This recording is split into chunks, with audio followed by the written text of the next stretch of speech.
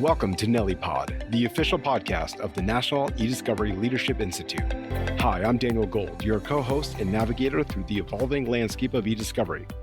And my name is Brandon Mack. I'm the co-host of our podcast. Our guests, from judges to eDiscovery professionals, share insights that cater to all experience levels.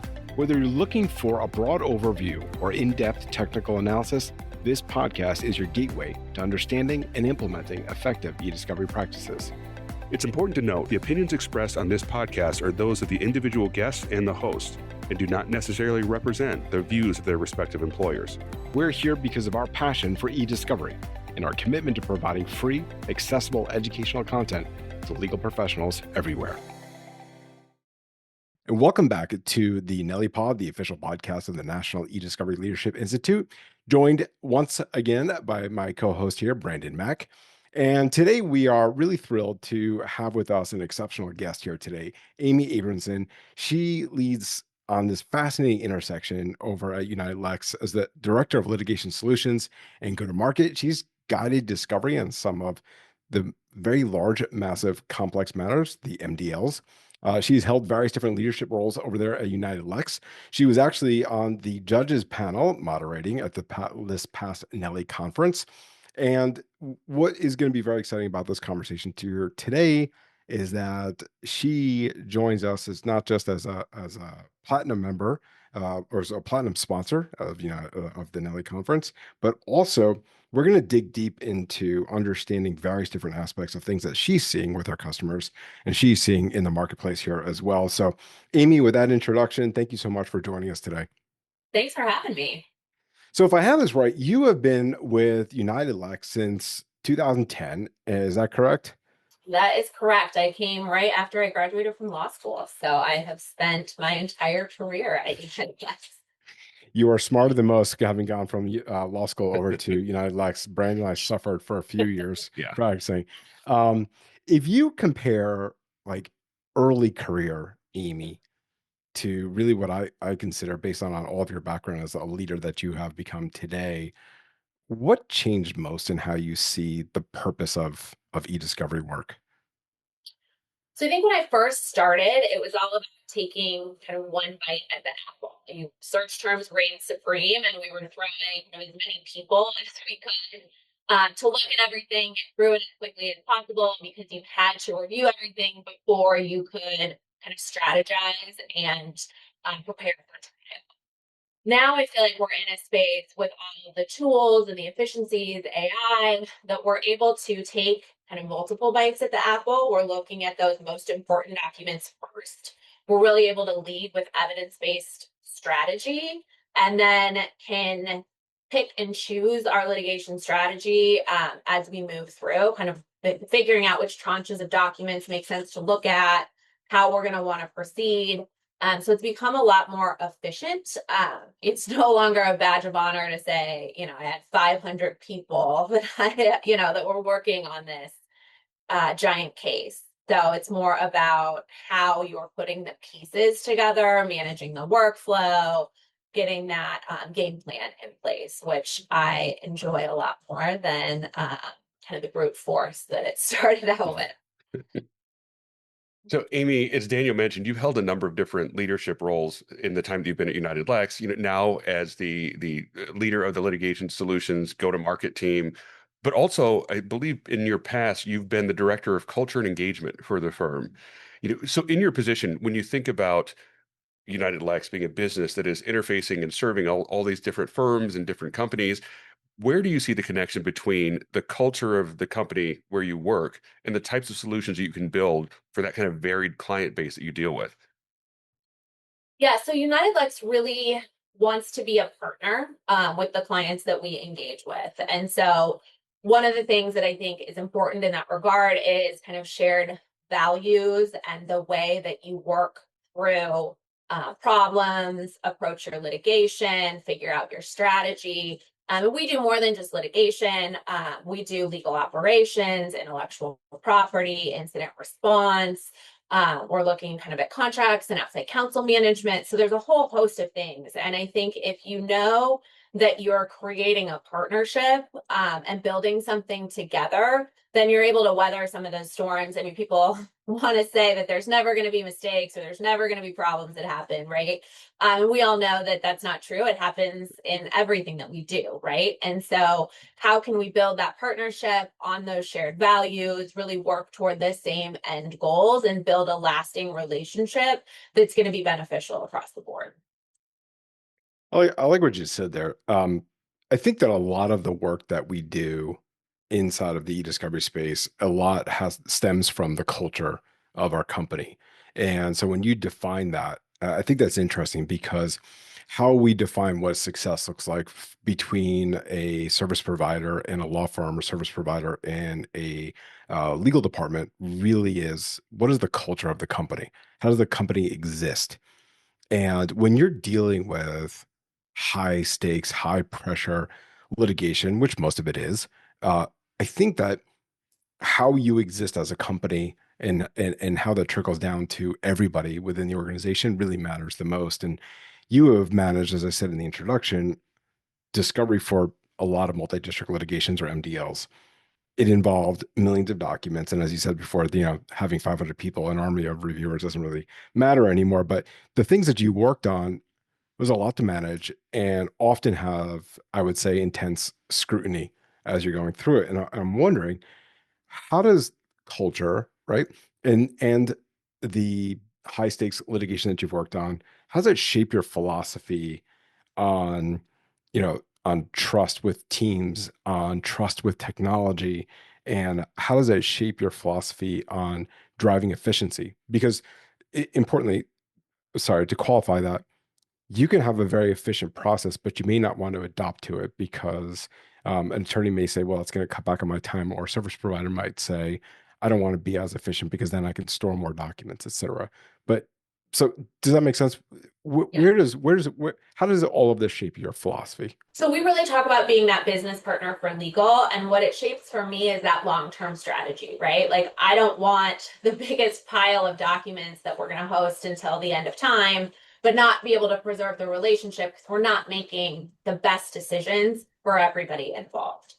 And so for me, it's building that trust and that partnership, kind of creating a programmatic approach across the board, if you will, to say, hey, we're approaching this MDL the way we approach all the MDLs, right, that my corporation has. And therefore, we're going to treat privilege similarly or PII similarly. Like we've got a playbook for what we want that to look like.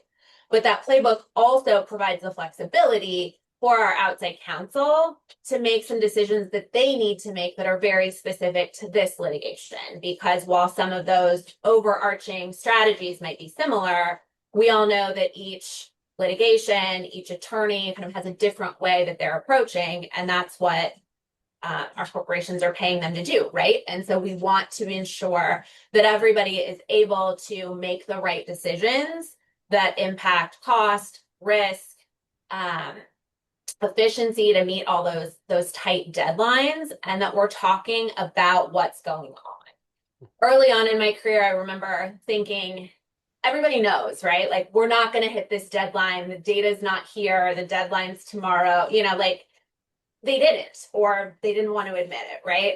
And so sometimes you have to have those tough conversations. This is a terrible nod, but like to shoot the elephant, right? Like we have to shoot the elephant in the room. We have to say that like this is really what we're able to do, or let's proactively plan and we can get this done and do this. Any issues that we're having, I want to be the one to bring that up, to talk about what the solution is as well. I never want to bring a problem to a client that I don't have some options for answers. And again, that goes back to those partnership pieces and ensuring that we're all on the same page and rowing in the same direction. You mentioned in an answer playbooks, and Yeah. playbooks, for those of in the industry, we're really used to the term playbook, and it means something different to each of us. But I think in general, we all see at least one of the things that goes on in building a playbook is that you're building a workflow design. That's part of what you Yep. have in that playbook. Everyone is now on the same page of how we're going to execute and doing things. But there's a huge difference between just saying, here's how we get things through the pipe, and here's how we make your life client, whoever the end client is, better. Yes. So when you sit down, someone brings you, maybe it's a new client or a client who's got a new big ugly matter that they're going to have you handle. What are the things, kind of your top three things that you think move the workflow that you're designing from just, we will survive this, to I'm going to make you more successful with what I'm doing here? Make you show some wins early, right? Like if you can get some of those hot documents elevated at the beginning, so people are seeing what we're able to find and how we're able to kind of put those into, continuous active learning or some other workflows, and really talking through, some of those efficiencies and getting the buy-in because they're seeing the results. And so I think if we're able to do that and work together and hit some of those early deadlines, I mean, some of that's easy, right? It's just do what you say you're going to do to build that trust and to kind of move those things forward. And so a lot of the like AI and the things we implement as well, we have a steering committee. We test all of those things, we vet them. So it's providing some of the proof behind it too, to say, hey, we're doing this workflow and you're not the first person that's ever engaged in this. Here's the success that we've had, or here's a similarly situated client who can talk to you about this so that you feel confident in some of the choices that you're making. And if you're uncomfortable with something, we can switch. And we've got some alternative workflow options too. So it's really just spending the time to talk through that and to, again, showcase the results as we're doing it, so that people see some of those things in real time. One of the things you said, Amy, that was interesting was, you need to get the buy-in. How do you get the buy-in when you've got, let's say, some attorneys who are just saying, look, I get there's this thing, that's out there that will learn about my documents and it'll surface up to me more responsive documents as I go along. I don't know, you call it tar, cal, cat, dog, whatever you want to call it, right? So like, but and they just don't want to do it, right? They don't understand that like, yeah, okay, it only takes a second. I code one document and the other ones will start following with it, etc. How do you get the buy-in, especially from an attorney who says, well, this sounds really great, Amy, but you're prepared to cut 30% of my review time. That actually translates into, let's just say $500 per hour, and you multiply that by, you're going to save me 100 hours. Well, now this is all the money I just lost. So thank you, Amy. You showed me great technology, but I just lost a whole lot of money. How do you get that buy-in? Because it's so important because clients demand it now, right? And they have been demanding it, but how do you get that buy-in? I mean, I think some of it is we provide these big budgets, right? And a lot of times people are like, well, I wouldn't have spent that money on it anyway, right? Like, so you lost 500 hours, but was your client actually going to pay you, law firm associate, to review first pass of all these documents? Probably not at this day and age, right? And so it's a different way for you to say, hey, we can still have our associate team in here and we can feed you some of those documents. And so you're reviewing a little more than you maybe would have. Or, hey, we're going to put our team that really knows how to code this set, because coding seed set for Cal is different than just coding a document that's in a normal review. For those seed sets, you really just have to look at the four corners of the document. You're not using a lot of context because you're making sure that it's training the system appropriately. They're still QCing, they're still writing the review protocols. So they're doing a lot of the same tasks that they would have done otherwise. And I think it just flips your time into the secondary level review, I'll say. So you're able to spend more time on those important documents, right? The ones that have redactions or have privileged content in them, the ones that are truly important to your case. If you're really not bought into it, let's use it as a workflow design, right? We have global teams, so a lot of times we'll say, hey, let's test it out. And anything that we think might be non-responsive, we could even send over to, our teams in India, and they could look at those documents. You can see, and if you're getting the results you want, maybe next time we don't look at that. And so we've got some other ways to make people feel comfortable in those decisions as they're going through the process. And so a lot of times it's not necessarily what you're doing on this first case, but how then can you show value and make different decisions and more impactful ones on the cases as you're moving forward. And then we've got clients who are willing to partner on more new tech and more new things that they're doing. They're coming to us saying, what are you testing in your steering committee right now? Like, what are we seeing? How can we use it?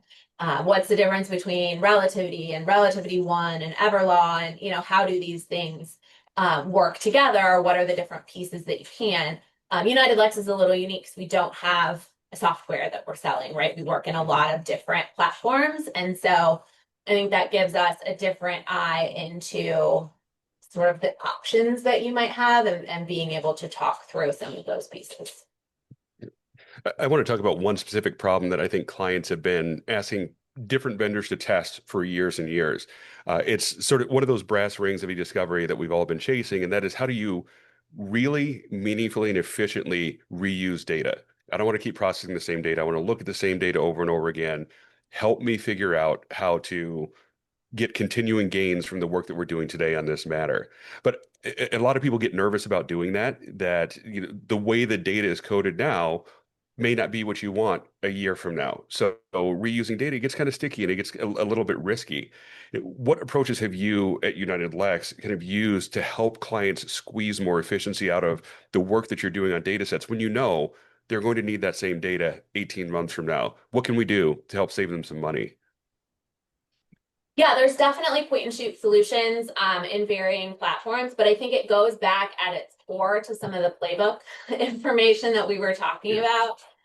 Understanding how you're making those coding decisions so that you can see if it does make sense to reuse it, or maybe we're reusing first level privilege calls, right? Where those are a little bit more over inclusive, and then things that are potentially different in other areas. But ultimately, privilege, PII, some of those things, we don't want them materially changing.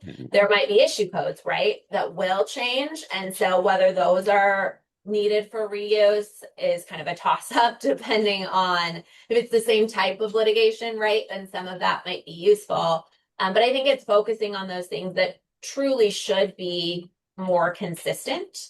And then taking a look through the data. I mean, sometimes we can sample it and see, like, are these still holding up? Or you can look and see, okay, here's what the privilege differences were. And how do we want to move forward with these decisions as we go? We've played around as well with kind of looking at the MD5s, essentially, of those, and not necessarily hosting the data, but being able to say, okay, here's the coding that was on this document and these match up, and we can take a look that way. So it's done very client specific. I don't know that there's the one perfect solution on data reuse yet. I agree with you. It's something that I'm interested to see sort of where we continue to move, because I think that's going to be one of the most impactful things moving forward if we can really solve that.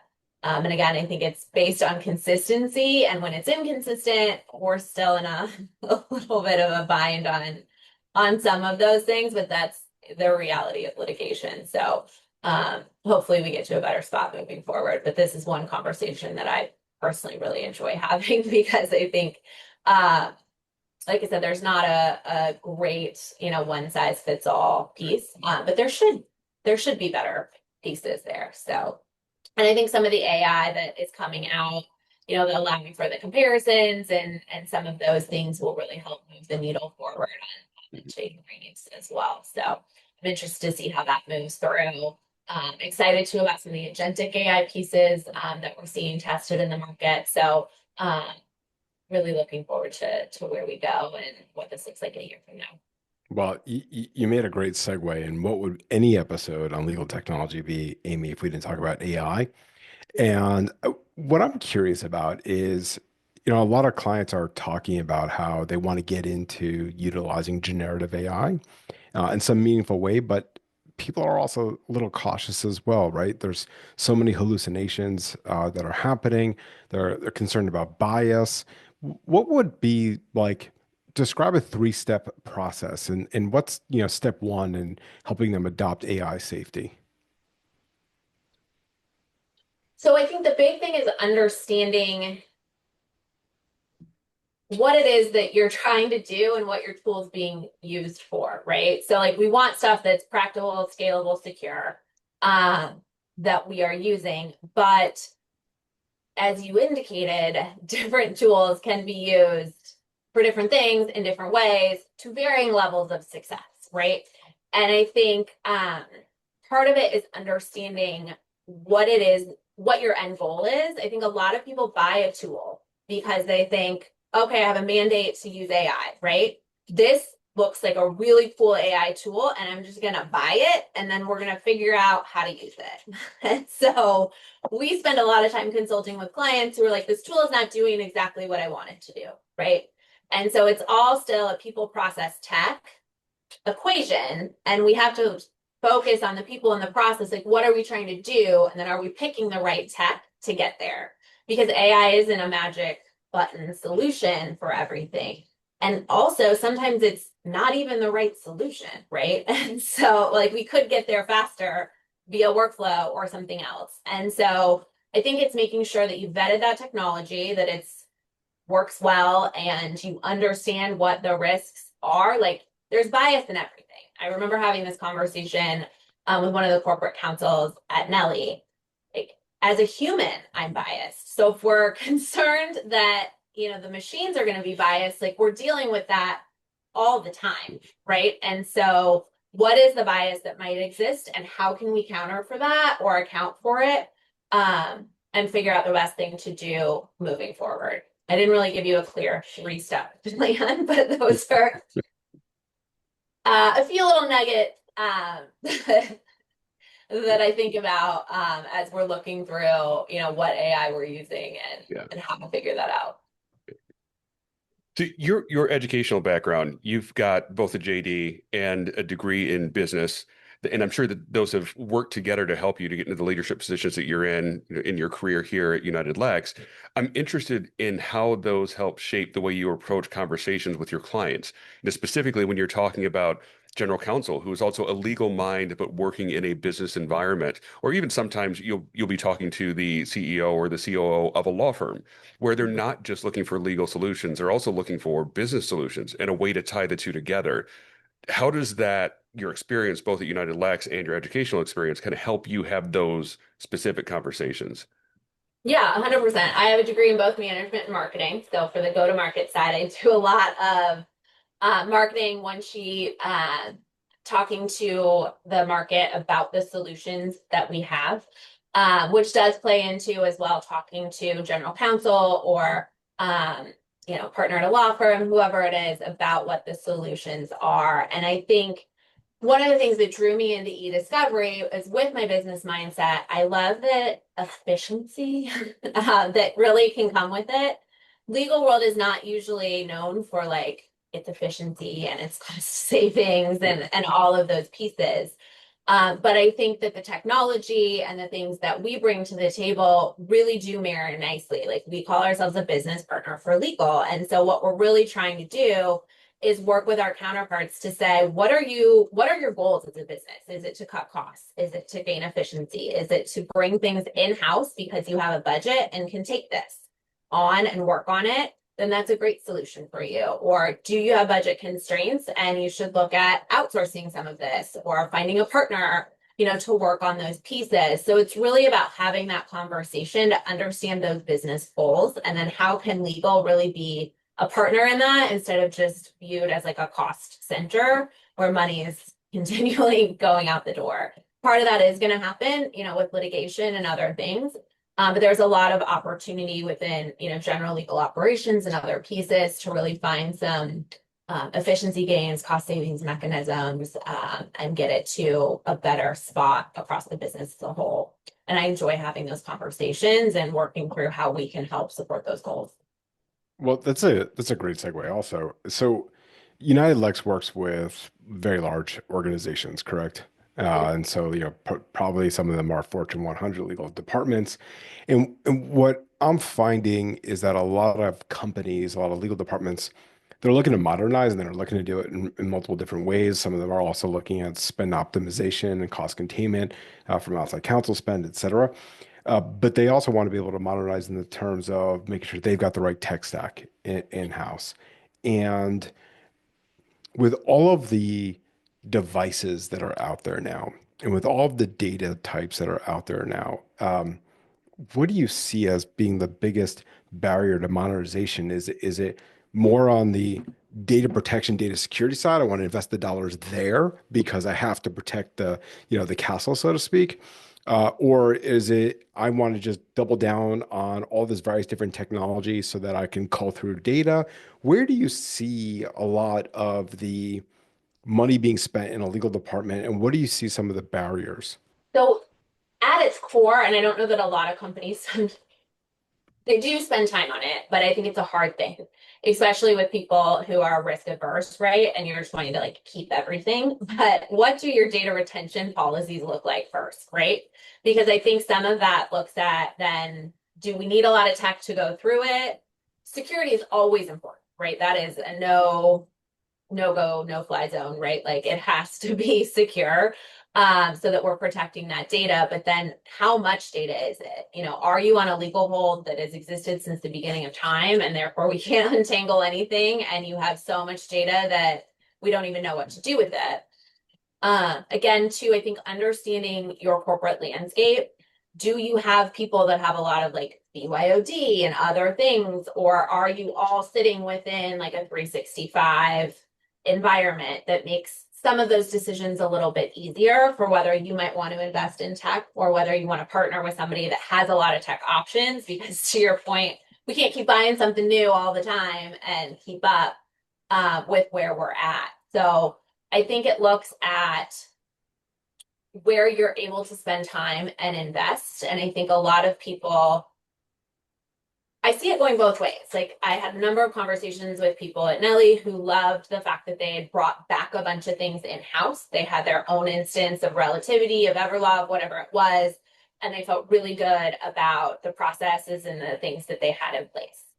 I've had a lot of other conversations with corporations who are like, our IT department can't handle all the things that are going around here, and we need somebody else that can help with this.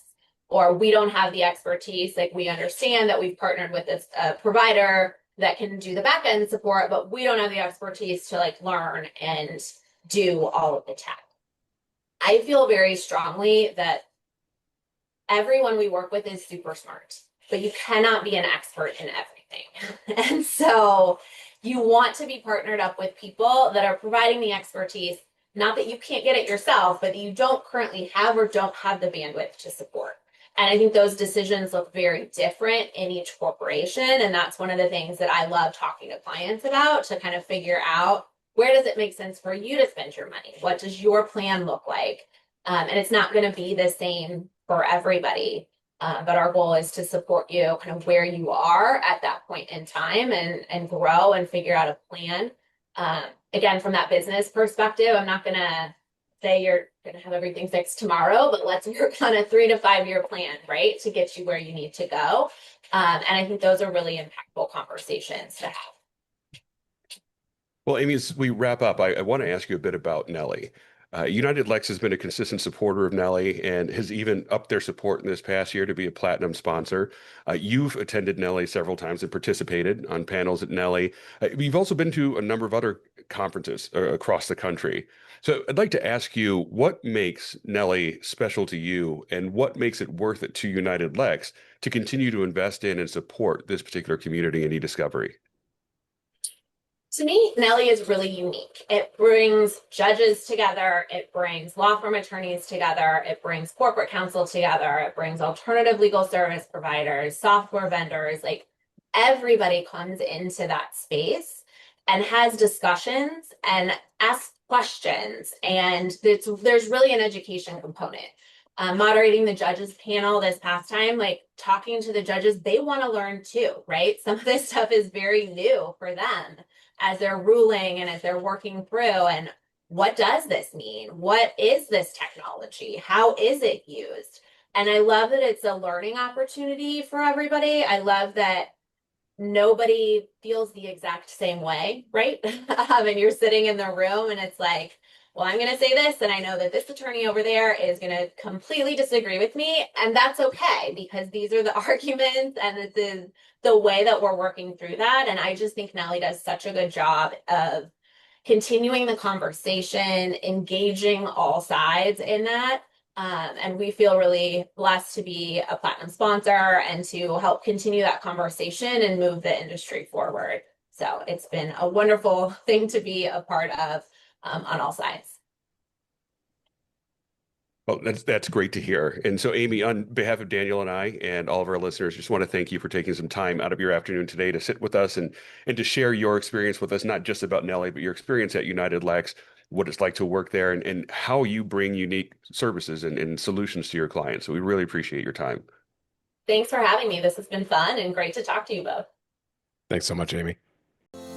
If you've enjoyed our discussion and want to learn more, don't forget to subscribe to our podcast on your favorite streaming platform. We're here to help you stay on top of the latest trends and developments in e-discovery. We'd love to hear your thoughts and questions about today's topic.